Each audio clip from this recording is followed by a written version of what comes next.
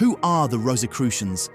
A secretive brotherhood accused of hiding ancient wisdom, pulling strings from the shadows, and birthing other occult orders. Their symbol, a rose blooming on a cross, promised nothing less than the universal reformation of mankind. But here's the catch. From the start, no one knew if they actually existed, or if the whole thing was a riddle, a myth designed to inspire or mislead. Tonight, we follow their trail, from the crypt of Christian Rosenkreuz to the battlefields of secret societies, chasing whispers of Freemasons, Illuminati, and even the Knights Templar. Because when a group claims to hold the keys to humanity's hidden destiny, the real question becomes, who holds the Rose Cross?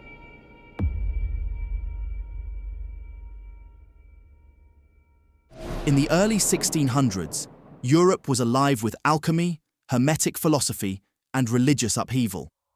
Then, between 1614 and 1617, 3 anonymous manifestos appeared in Germany. The first of them was the Fama Fraternitatis. It declared a hidden order founded by a German nobleman turned mystic, Christian Rosenkreuz. According to legend, Rosenkreuz traveled through the Middle East, studied with Sufis, Kabbalists, and alchemists, and returned home in 1407 to create a secret brotherhood of 8 men sworn to heal the sick and guard hidden wisdom. The story claimed Rosenkreuz lived to 106, and he was entombed in a sealed vault that was rediscovered in 1604, his body miraculously preserved beside books of forbidden knowledge, and that discovery prompted the Manifestos. 2 more followed.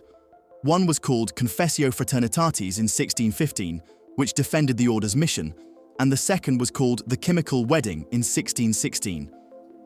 It was a bizarre alchemical allegory, but caught the attention of esoteric followers. Later, Johann Valentin Andrea, a Lutheran theologian, dismissed it all as satire, calling the Rosicrucians a hoax. But was he covering his tracks, or confessing the truth? The Rosicrucians blended Christianity with occult science, Hermeticism, alchemy, and Kabbalah. They claimed to hold wisdom from the East, a higher science that explained nature, the cosmos, and the spiritual realm. Their mission? Heal the sick, reform society, and uplift mankind. Their symbol? A rose on a cross, embodied divine wisdom blossoming through suffering, and through that suffering, it would bring together a union of opposites. The symbol of the rose represented the feminine mystery, and the cross as masculine power. Oddly, rose cross symbols predate the Manifestos.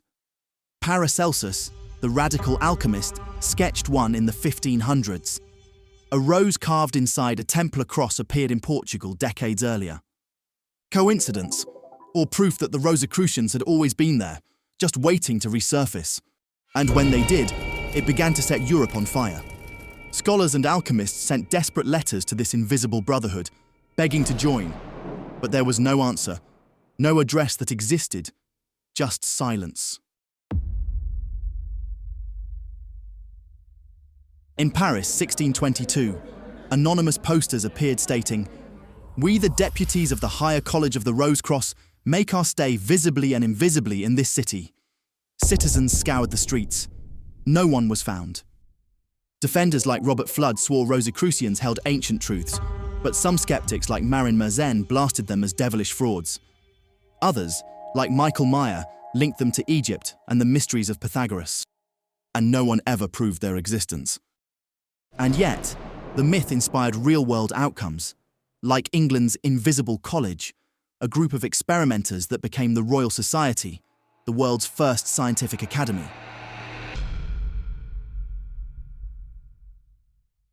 Fantasy or not, the Rosicrucians shaped history. By the 1700s, Rosicrucianism had faded, but its ideas bled into Freemasonry. The Order of the Golden Rosy Cross, 17th century, operated as a hidden order within Masonry, requiring members to be Master Masons first. Its leaders infiltrated Berlin's most powerful lodge, 3 Globes, and at the 1782 Congress of Wilhelmsbad, demanded all Freemasons submit to their authority. The vote failed, but the attempt showed their ambition. Rosicrucians claim they created Freemasonry itself, spinning tales of Egyptian sages who came to Scotland as builders from the East. Whether myth or memory, the two groups became entwined. To this day, Masonic rites include Rosicrucian echoes such as the Knight of the Rose Croix degree, or England's Societas Rosicruciana. And from the Golden Dawn to modern lodges, the DNA of the Rosy Cross runs deep. Moving forward to 1776, a man named Adam Weishaupt forms the Bavarian Illuminati, an anti-clerical rationalist order. Their enemy? The mysticism of the Rosicrucians. The Golden Rosy Cross had already infiltrated Masonic lodges. The Illuminati despised their mysticism and launched infiltration campaigns of their own, sabotaging rituals and recruiting members. Lodges became battlegrounds, none more so than Berlin's Three Globes, where Rosicrucians advised the king while Illuminati spread rebellion. But in the late 18th century, a French Jesuit priest named Abbé Baruel published a book that would ignite centuries of speculation. His work, Memoirs, illustrating the history of Jacobinism, claimed that the French Revolution wasn't just political chaos, it was orchestrated. Baruel insisted that behind the bloodshed lurked the Illuminati and their allies, pulling strings in secret. A century later, in the early 20th century, the English writer Nesta Webster revived Baruel's fears. In her book, Secret Societies and Subversive Movements, 1924, Webster expanded the conspiracy, portraying the Illuminati not only as agitators of revolution, but as masterminds of a global communist takeover. She tied their network to Freemasons, Jesuits, and even wove in anti-Semitic claims of a Jewish cabal.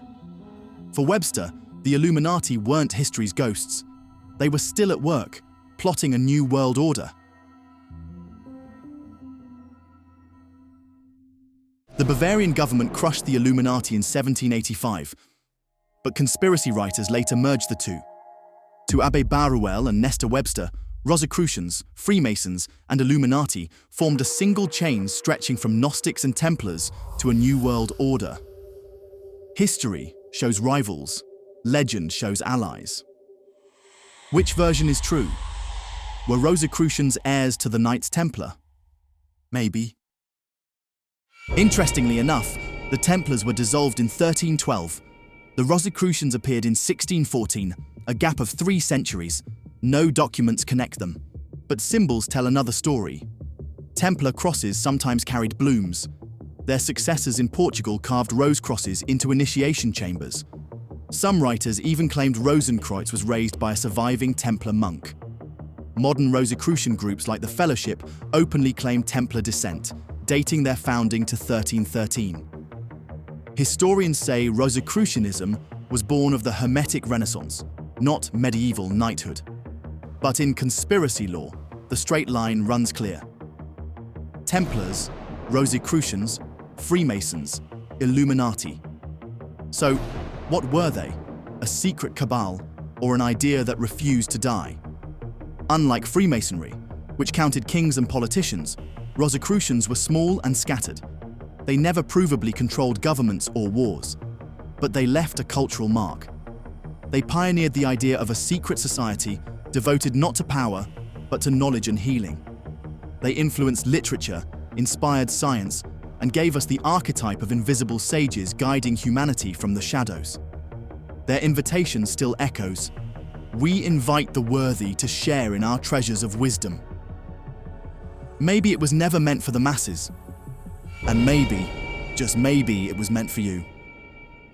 Thanks for watching and sticking around till the end. Support the channel by hitting the like and subscribe button so I can keep providing you with curiosity about the strange world we live in. Until the next one, take care and remember to stay curious.